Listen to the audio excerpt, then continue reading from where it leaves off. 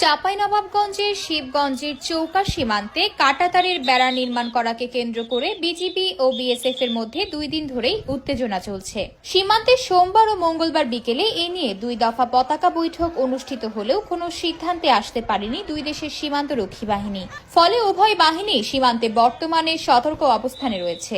জানা যায়, আন্তর্জাতিক সীমান্ত পিলার 177/1S ও 2S এলাকায় 5-6 মাস আগে সীমান্তের নোম্যান্স ল্যান্ড থেকে 50 গজ এগিয়ে বাংলাদেশের অভ্যন্তরে ভারত একটি কাঁচা রাস্তা নির্মাণ করে। সেই রাস্তার পাশে পুনরায় কাঁটাতারের বেড়া নির্মাণ করার সময় এই উত্তেজনা তৈরি হয়। আপনারা জানেন, আমাদের এই চৌকা বিওপির 177-এর মেন পিলার 2S এলাকায় এখানে 1200 গজ কোনো কাঁটাতারের বেড়া নাই।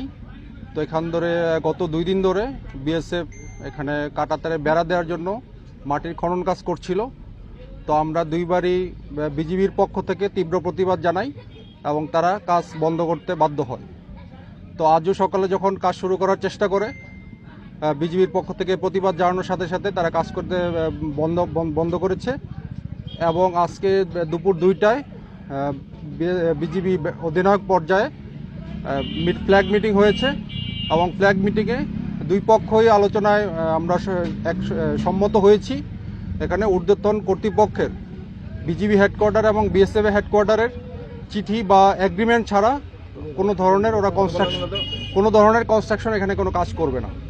তো এরই ধারাবাহিকতায় আজকে বিকাল 4টায় রাজশাহী সেক্টর কমান্ডার মহোদয় বিএসএফের সেক্টর কমান্ডারের সাথে বিকাল 4টায় মাহাদীপুরে ফ্ল্যাগ মিটিং করবে, সারফেল ফ্ল্যাগ মিটিং করবে।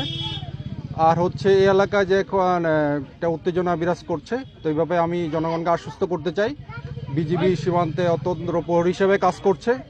আমাদের টহল জোরদার করা আছে, আমাদের যথেষ্ট জনবল আছে। আমরা অন্যান্য সময় যেভাবে সীমান্ত নিরাপত্তা রেখেছি, এই বর্তমান পরিস্থিতিতেও আমাদের সীমান্ত নিরাপদ থাকবে। এদিকে সীমান্তে বাংলাদেশের ভূমি রক্ষায় স্থানীয় বাংলাদেশি নাগরিকরা ক্ষোভ জানিয়েছেন এবং বিএসএফ এর অবৈধ কর্মকাণ্ডকে প্রতিহত করতে বিজিবির সাথে তারাও দিনব্যাপী সীমান্তে অবস্থান নেয়। একইভাবে ভারতীয় নাগরিকদেরও বিএসএফ এর সাথে অবস্থান নিতে দেখা যায়। সীমান্তে অতিরিক্ত বিজিবি মোতায়েন করা হয় এবং বিজিবির সেক্টর কমান্ডার সহ ঊর্ধ্বতন কর্মকর্তারা ঘটনাস্থল পরিদর্শনের পরেও অবস্থান করছেন।